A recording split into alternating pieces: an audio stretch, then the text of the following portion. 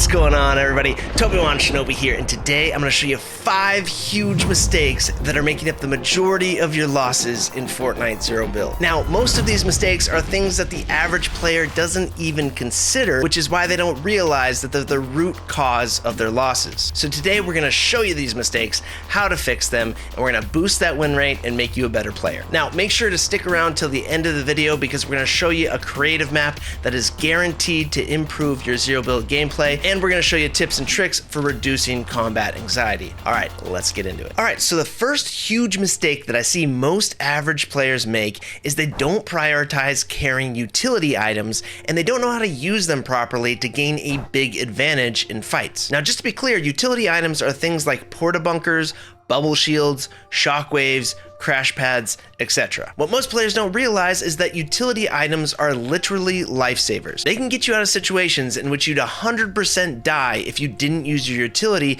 to either exit the fight or turn the fight around on your opponent. In fact, they are so important that I'd likely consider yourself dead if you don't have utility in your inventory at any point in the game. And that's because people who have utility items and mobility items can quickly jump you, and if you don't have a utility item yourself to counter it, you'll be at a massive disadvantage and you won't be able to save yourself. Now, rechargeable mobility items are also considered utility as well, but I'd always encourage you to carry an additional utility item on top of them. This is because if the meta is to carry a specific mobility item, you can bet everyone's doing it. So at best, you'll be on an equal footing with your opponent, and then it's just a matter of using your surroundings, movement, and aim better than them. But if you stack another piece of utility into your inventory and then use that at the first sign of danger, you can gain a huge advantage that your enemy just can't get themselves. For instance, in the current season, the meta mobility is jetpacks, which are extremely good for covering ground, outmaneuvering your opponents, and just juking them out of their socks. But if you and your opponent both have jetpacks and you both know how to use them well,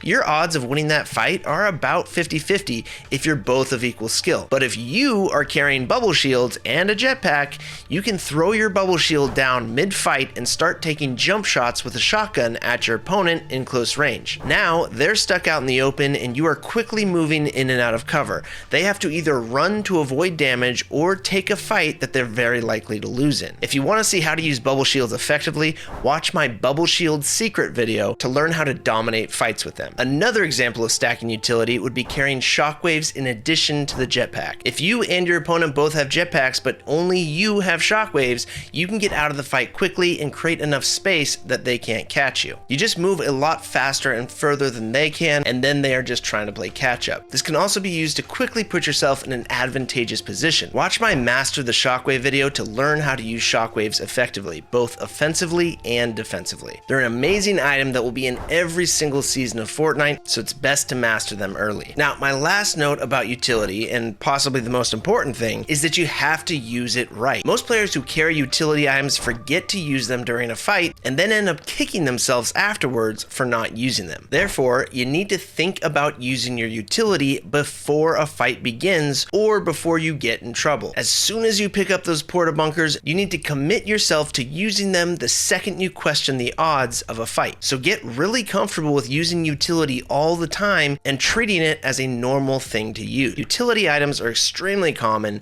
and usually after you eliminate your opponent, you'll find a fresh stack of some utility on their body. And as long as you're good with every type of utility, you can make it work in pretty much any situation. But if you don't have utility in a sweaty endgame or when you're caught out in the open, your odds of survival and winning are extremely low. The natural progression is that the better you become as a Zero Build player, the more you'll realize how important utility items are and the more often you'll use them. This is why when you watch any competitive Zero Build gameplay, you see cities of porta bunkers thrown down in the endgame to secure positions and cover themselves from danger. Now, if you want to master porta bunker fighting, check out my expert tips for bunker fights video. All right, the second mistake that I see tons of players making is not looting efficiently on the drop and dropping without a good plan in place. This is one of those things that separates good players from great players. Good players drop in a general area of a POI. Great players lock it in and land first at an exact point in a POI. Now, your tempo of looting is extremely important anytime you're contesting. contested. This is because the player who has the better equipment and health in a fight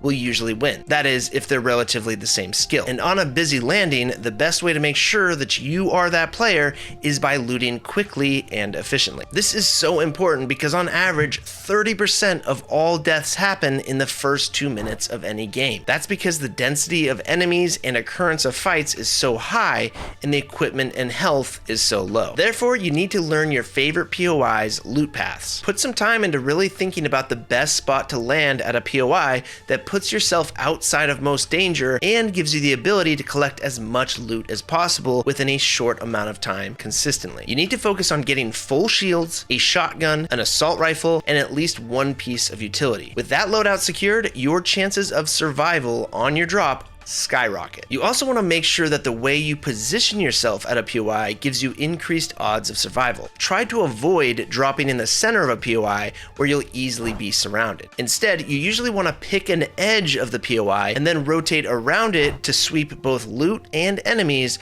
while avoiding being third-partied easily. If you put yourself in the middle of the enemies at the start but end up eliminating one of them in a close-range fight, you're very likely to die to the other due to a lack of health and their proximity to you.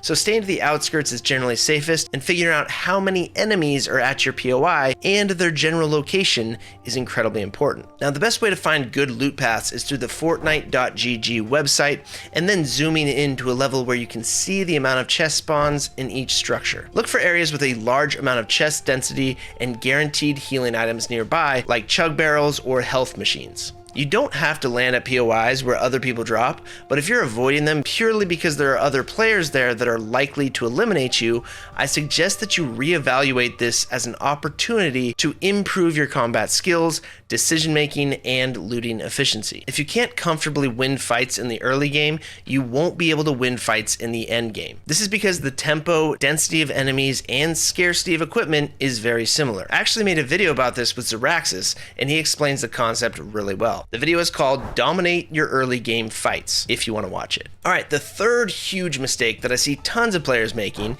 is not having backup plans or exit plans in place at all times. This is also one of those things that separates good players from great players.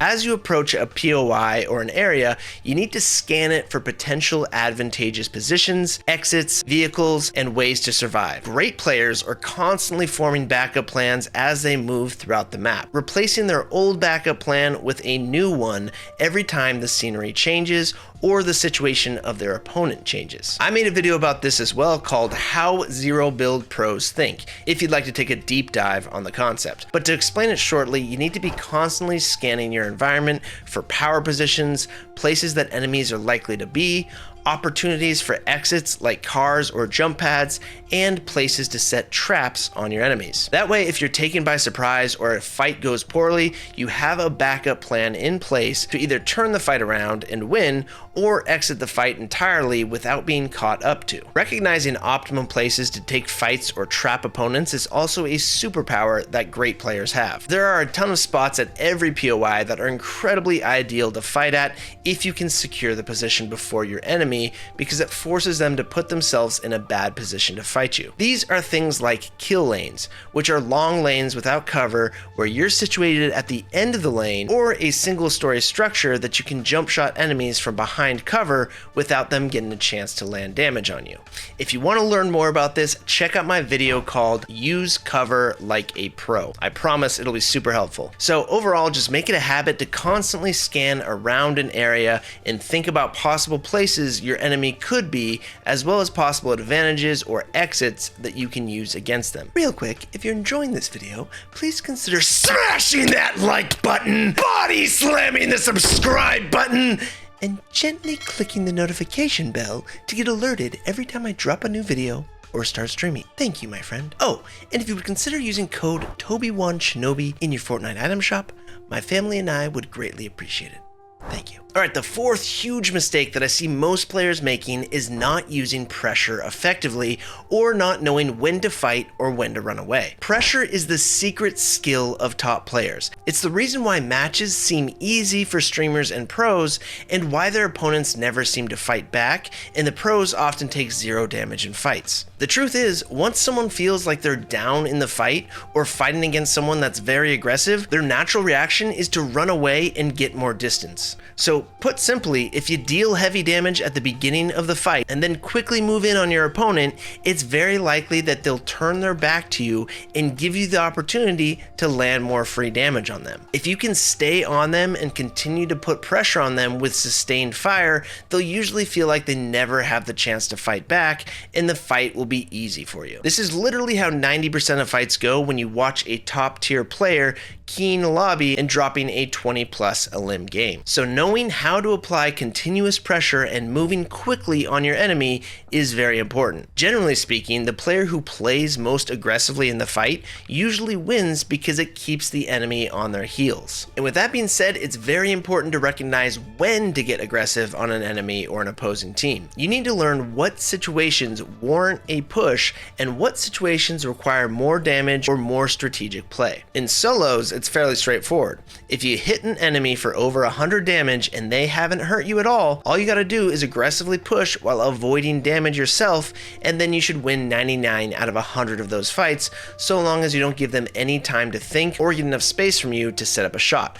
Just stay at medium distance, don't get too close and don't get too far, and you will win the fight. Just stay at medium distance and continue to apply damage over time, and they usually won't fight back. Now, I will note that another skill to this is looking out for third parties and not getting too tunnel visioned on the enemy you're chasing and getting yourself killed. Now, if you're playing in a team mode, you need to account for the location of all players on the opposing team and all players on your team in every fight. In squads, if your team has dealt over 100 damage to more than one enemy and you can push in without being focused by the remaining 2 healthy players, you can do that as long as you communicate to your team that you're pushing in immediately and you need their support. But you also need to communicate if you get critically hurt and are jumping out of the fight to heal. Don't be the player who pushes into fights, gets really hurt, asks for help, and then leaves their teammate to meet the same fate. You need to remember to call out that you're leaving the fight, not that you need help. Maybe ask for support from afar,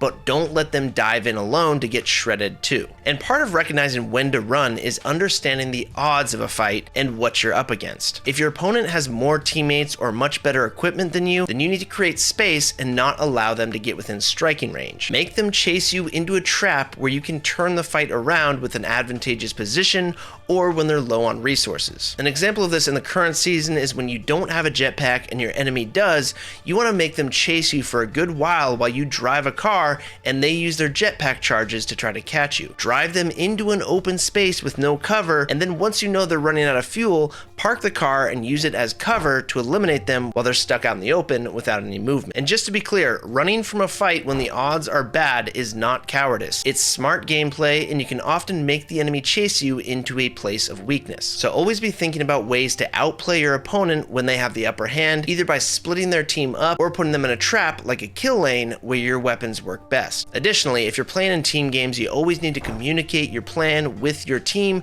so that you don't put them in danger by misinterpretation of what you're doing. All right, finally, our last mistake that I see a ton of players make is about combat anxiety and general fumbling around when they feel pressure. It's incredibly common, especially in players who don't have thousands of hours of gameplay under their belt. The problem is that you haven't experienced enough combat to ease the nerves during intense fights, so instead of staying calm and thinking clearly, you panic and do something awful. Trust me, this is incredibly common, and I see it all the time in zone wars during our master training. So the best way to improve combat anxiety first is to get your mechanical skill up to par. This is best done by practicing creative maps and not in normal battle royale, because you need maximum repetitions of practice. Playing normal battle royale is too slow because every time you die, you have to wait about another 5 minutes before you're even landing into a POI again. Now, the map that I highly suggest for you to play to improve your aim and movement in Zero Build is my own map, the Shinobi Zero Build Mastery course.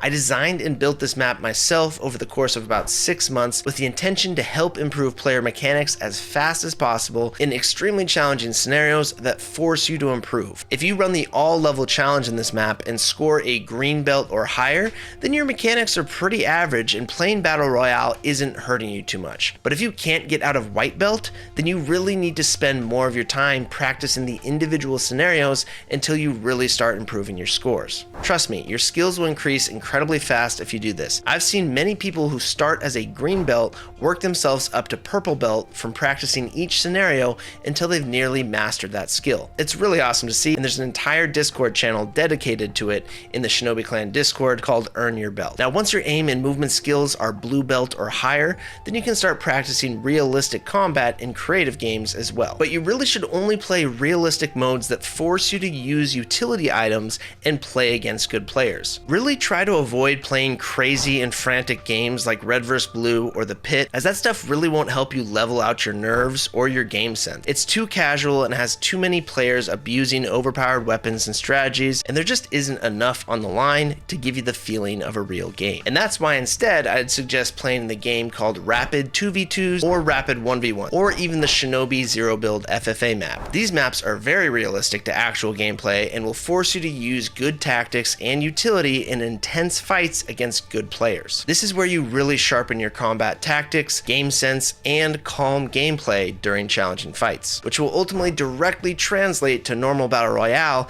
and make the game feel much easier, as well as a lot more fun. I actually made an entire video about reducing combat anxiety if you want to check that out as well. Now, if you've made it this far, there are 2 things you need to consider doing to take your gameplay to the next level.